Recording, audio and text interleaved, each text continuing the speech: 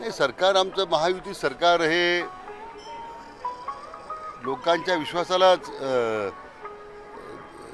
त्या ठिकाणी विश्वास पात्र ठरत आहे. आता निवडणुका झाल्या तरी आमची तयारी आहे. उद्या निवडणुका झाल्या तरी राज्यामध्ये महायुती सरकार सत्तेवर येईल. असे नुकत्याच 3 राज्याच्या निवडणुका झाल्या. त्यामध्ये छत्तीसगडच्या लोकांनी हीच अंदाज केले होते किंवा अन्य काही मध्य प्रदेशमध्ये सुद्धा हँगिंग असे म्हणजे हंग असेंब्लीला असं म्हटलं होतं.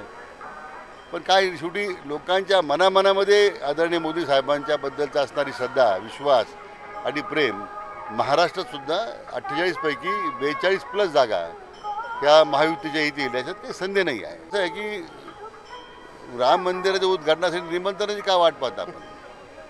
तुम्ही तुमचे राजीनामे खिशात घालून शरीर नदीत मागे सुटून आल्या तुम्ही. तर तुमचा आता राम मंदिराबद्दल बोलण्याचा अधिकार नाही आहे.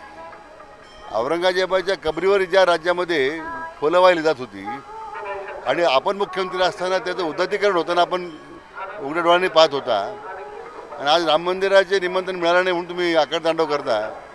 परमेश्वराच्या दारात जायला कोणाचं निमंत्रण लागत नाही. तुमची भूमिका, तुमची श्रद्धा पाहिजे, तुमच्याबद्दलचा आणि रामाबद्दल तुमचा विश्वास पाहिजे. आपाप परमेश्वर तुम्हाला बोलवतो. उद्धव ठाकरे काही म्हणत असतील, राजकीय सोहळा आहे, आणखीन कोणता सोहळा आहे, शेवटी ह्या लाखो भाविकांच्या जनामनातला सोहळा आहे. हा अनेक वर्षाच्या लढ्यानंतर, संघर्षानंतर आज एक स्वप्नपूर्ती होते. अशा कोट्यावधी भाविकांचा जिव्हाळा त्यात आहे आणि तो त्या कोट्यावधी जनते सोहळा आहे. त्या तुमच्या सोहळ्यामध्ये सहभागी झाला नाही झालं त्यांनी काही फरक पडत नाही, कारण लोकांच्या मनामनात राम आहे. असं आहे. मी आदरणीय मोदी साहेब आले होते त्यावेळी त्यांना एक तलवार भेट दिली आपण. त्या तलवारीमध्ये दशावतार आहेत विष्णूचे.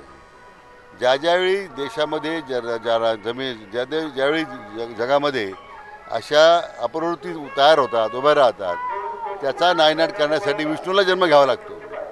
तर मला वाटतं ती भीती आज बहुतेक ह्या लोकांना वाटत असली पाहिजे की उद्या लोकशाही मार्गानं आपलं पानिपत होईल, आपला नायनाट होईल.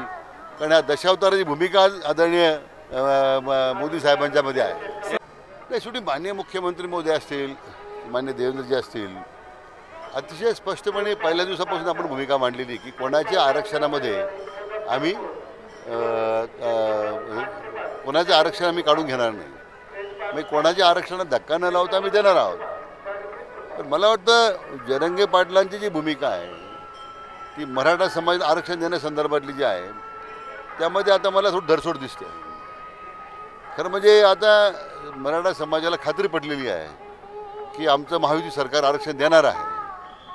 त्यामुळे माझ्या जरंगे पाटलांना आपल्या माध्यमातून विनंती आणि आव्हान आहे, ते आंदोलनं करणं, आंदोलनाची भाषा करणं किंवा मुंबईला येणं याची काय आवश्यकता नाही आहे. खरं म्हणजे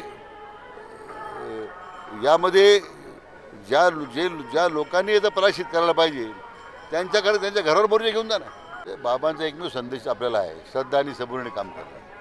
त्यामुळे मला वाटतं थोडी श्रद्धा ठेवा, सगळे व्यवस्थित होईल.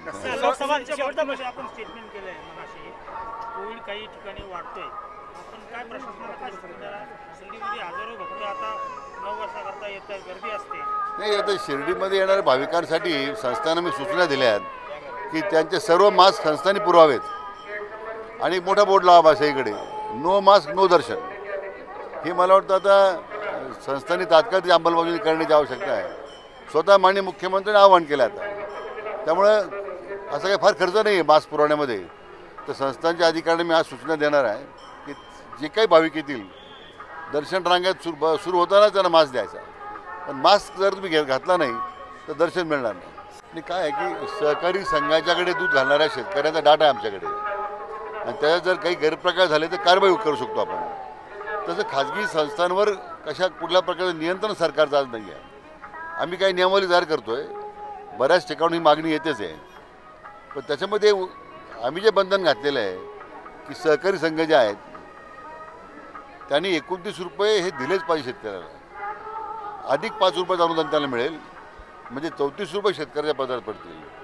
मी पुढच्या आठवड्यामध्ये ही बैठक बोलावतो मी खाजगी संस्था चालकांची सुद्धा, आणि त्याला तिथं दूध पुरवठा करणाऱ्या शेतकऱ्यांना कशा पद्धतीने आपल्याला सामावून घेता येईल तो सुद्धा निश्चितपणे विचार करू. पण शाही नगरीचं महत्त्वच तेवढं आहे. इथे येणारा प्रत्येक भाविक हा श्रद्धेने येतो. त्यामुळे सगळे राजकीय पक्षही अधिवेशन घेतात, अनेक संघटना अधिवेशनं घेतात. त्यामुळे राष्ट्रवादी काँग्रेस काही वेगळं करतं असं मला वाटत नाही.